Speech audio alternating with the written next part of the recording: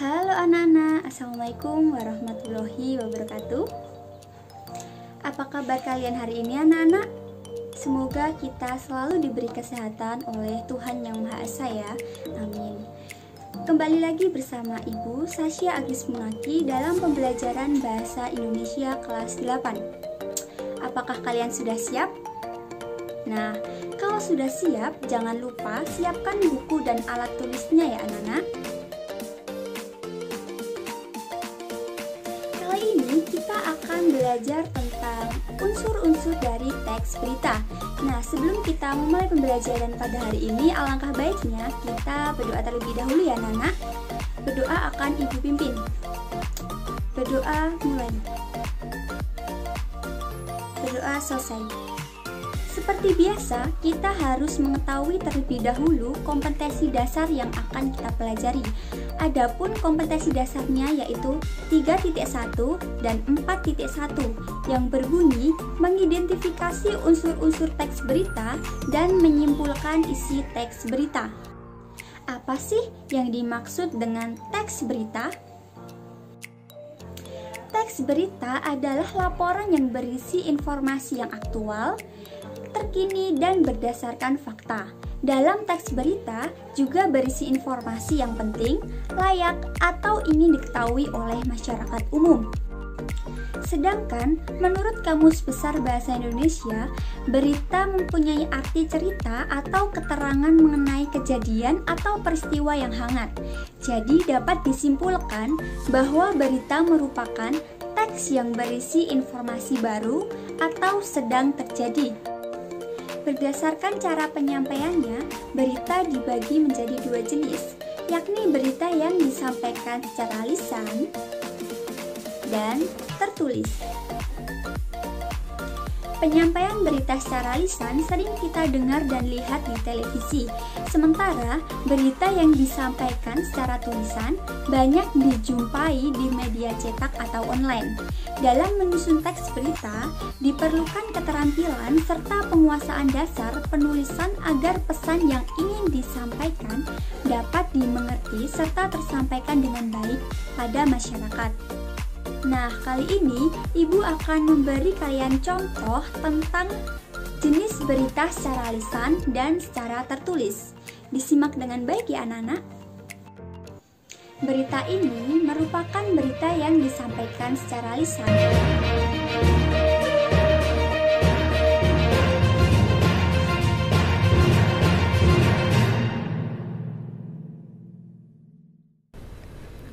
Terletak di Dusun Gamol, Desa Paramono, Kecamatan Mungkit, Kabupaten Magelang, terdapat wisata baru yang lagi viral, yaitu Kebun Jeruk. Warga menyebutnya sebagai wisata vitamin C. Dalam kegiatan berwisata ini, pengunjung dapat berkeliling menyusuri kebun jeruk dan memetik buahnya. Tak dibatasi, pengunjung bebas mengonsumsi berapa saja kalau di kebun jeruk. Dengan luas area sekitar 1 hektar, terdapat sekitar 200 pohon dengan 12 jenis jeruk. Masa pandemi kan sepi, wisata sepi. Terus saya berpikirnya gini, gimana kalau lahan jeruk ini saya datangkan tamu-tamu buat imun. Ya terutama kan imun ya yang diperlukan untuk COVID segala itu lah. Awal COVID itu ini sudah saya mulai gitu. Rata-rata pengunjung datang dengan melakukan reservasi kepada pihak pengelola. Pengelola wisata kebun jeruk meminta pengunjung untuk tetap menaati protokol kesehatan dengan mencuci tangan, memakai masker, hingga menjaga jarak. Wisata vitamin C menjadi ramai dalam masa pandemi karena vitamin C bisa meningkatkan daya tahan tubuh. Revi Datian, Oki Setiawan, MJTV.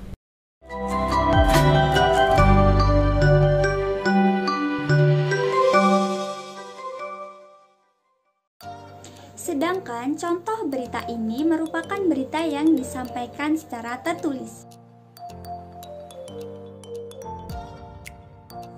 Nah, dari yang Ibu sampaikan tadi, kalian sudah paham ya anak-anak tentang pengertian dari teks berita. Nah, kali ini kita akan membahas tentang unsur-unsur dari teks berita. Terdapat 6 unsur dari teks berita. Yang pertama yaitu apa, yang kedua yaitu siapa, yang ketiga yaitu di mana, yang keempat yaitu kapan, yang kelima yaitu mengapa, dan yang keenam yaitu bagaimana.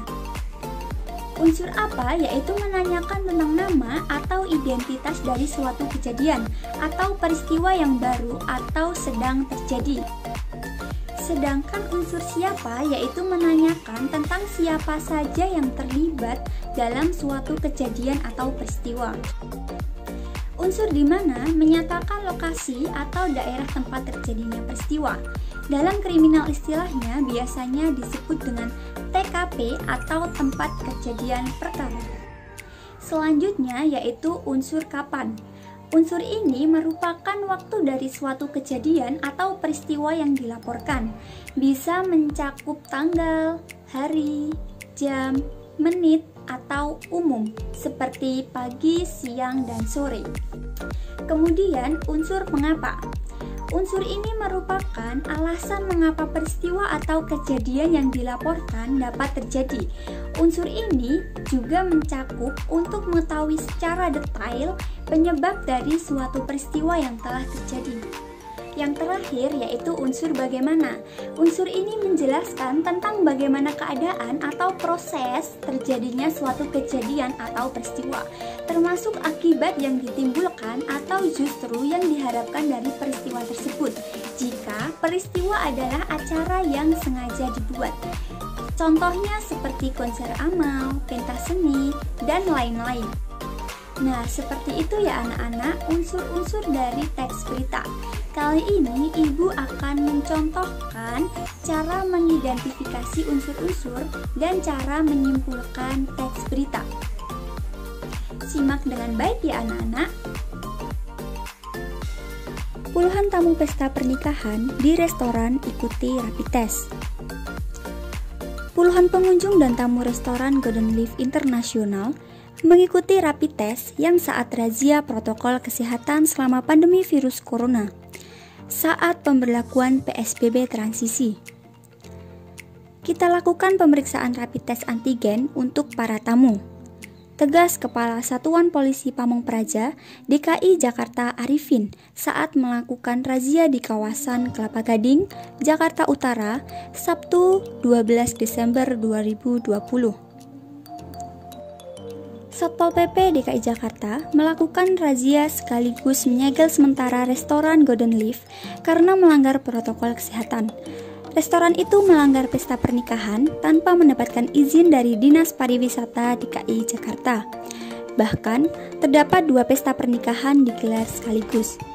Selain itu, manajemen restoran juga membuka layanan karaoke private yang belum diizinkan selama PSBB transisi di Jakarta. Beberapa pengunjung dan penyelenggara pesta pernikahan terlihat melakukan protes kepada petugas Satpol PP DKI Jakarta saat diminta melakukan rapid test. Dan hasilnya, sejumlah pengunjung terdeteksi reaktif. Petugas selalu menyegel restoran itu selama 3 kali 24 jam dan mengenakan denda sebesar 50 juta rupiah. Usai pemeriksaan, beberapa petugas dari Dinas Pemadam Kebakaran menyemprotkan cairan disinfektan di aula pernikahan serta ruangan-ruangan yang ada dalam restoran tersebut. Pemprov DKI Jakarta melaporkan hingga Sabtu 12 Desember 2020 bahwa kasus positif COVID-19 di Jakarta sebanyak 151.201. Angka itu bertambah sekitar 951 kasus dari laporan pada Jumat 11 Desember sebanyak 150.250. Nah, selanjutnya Ibu akan menganalisis unsur-unsur dari teks berita tersebut. Yang pertama yaitu what atau apa, dengan pertanyaan apa yang sedang terjadi, dan jawabannya adalah yang sedang terjadi yaitu penularan COVID-19 pada pesta pernikahan. Kemudian yang kedua yaitu where atau di mana. di mana kejadian itu terjadi, dan jawabannya adalah kejadian itu terjadi di restoran Golden Leaf International, kawasan Kelapa Gading, DKI Jakarta. Selanjutnya yaitu unsur when atau kapan. Kapan kejadian itu terjadi? Kejadian itu terjadi pada hari Sabtu, 12 Desember 2020 pada malam hari. Unsur yang keempat yaitu who atau siapa. Siapa yang terlibat dalam peristiwa tersebut? Jawabannya yaitu puluhan pengunjung dan tamu restoran. Unsur yang kelima yaitu why atau mengapa. Mengapa kejadian itu terjadi? Dan jawabannya yaitu karena tanpa izin menggelar 2 pesta pernikahan dan layanan karaoke private selama PSBB transisi. Dan unsur yang terakhir yaitu how atau bagaimana. Jawabannya yaitu yang pertama, restoran itu menggelar pesta pernikahan tanpa mendapatkan izin dari Dinas Pariwisata DKI Jakarta. Yang kedua yaitu Satpol PP DKI Jakarta melakukan razia. Yang ketiga, sejumlah pengunjung terdeteksi reaktif. Dan yang keempat yaitu petugas selalu menyegel restoran itu selama 3 kali 24 jam dan mengenakan denda sebesar 50 juta rupiah. Sesuai dengan kompetensi dasar 4.1 yaitu menyimpulkan isi teks berita. Kali ini Ibu akan menyimpulkan teks berita yang sudah Ibu baca sebelumnya. Jadi kesimpulannya yaitu telah terjadi penularan COVID-19 pada pesta pernikahan di restoran Golden Leaf International, kawasan Kelapa Gading, DKI Jakarta pada Sabtu 12 Desember 2020 pada malam hari. Puluhan pengunjung dan tamu restoran menjadi korban dalam peristiwa ini. Restoran itu menggelar pesta pernikahan tanpa mendapatkan izin dari Dinas Pariwisata DKI Jakarta. Satpol PP DKI Jakarta sempat melakukan razia di tempat tersebut dan telah dinyatakan bahwa sejumlah pengunjung terdeteksi reaktif. Petugas selalu menyegel restoran itu selama 3 kali 24 jam dan mengenakan denda sebesar 50 juta rupiah. Nah, bagaimana anak-anak materi dan contoh yang telah Ibu berikan kepada kalian? Apakah sudah paham? Sudah paham semua ya tentunya. Nah, untuk kali ini Ibu akan memberi kalian tugas, yaitu masih sama seperti yang Ibu lakukan sebelumnya, yaitu mengidentifikasi unsur-unsur teks berita dan menyimpulkan isi teks berita. Berita ini merupakan berita yang harus kalian identifikasi unsur-unsurnya dan harus menyimpulkan isi yang terkandung dalam teks berita tersebut. Selamat menyaksikan.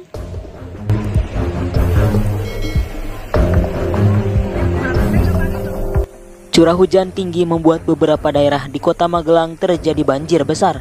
Hal itu terekam kamera dan dibagikan di media sosial pada Rabu 6 Januari 2020. Melalui akun Instagram @magelang_raya, dalam video yang diunggah banjir terjadi di daerah Pakelan, Kota Magelang. Banjir menyebabkan perlengkapan pedagang kaki lima hanyut terbawa arus air banjir. Curah hujan dengan intensitas tinggi menyebabkan selokan di daerah Pakelan tidak mampu menampung debit air. Situasi di Pakelan sekarang saat hujan lebat siang ini jam 15.30, tulis akun Magelang.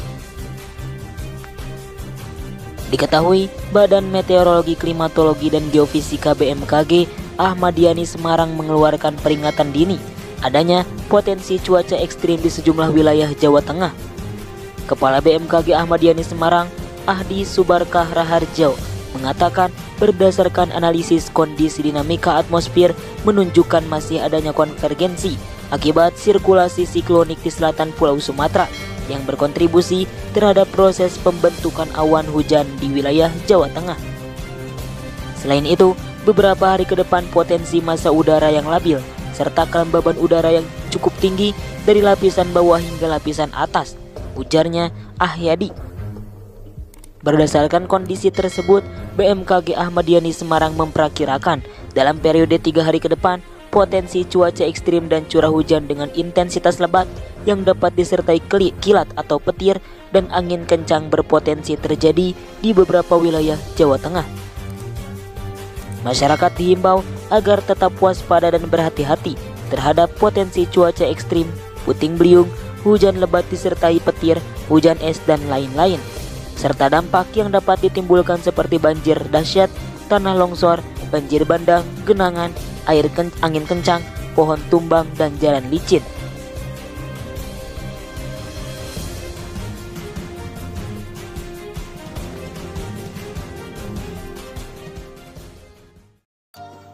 Tugas yang Ibu berikan kepada kalian harus dikerjakan dengan baik ya anak-anak, dan semoga untuk pembelajaran kita pada hari ini menuai manfaat untuk kita semua. Amin. Terima kasih juga karena telah mengikuti pembelajaran Ibu dengan baik. Sekian dari Ibu. Wassalamualaikum warahmatullahi wabarakatuh.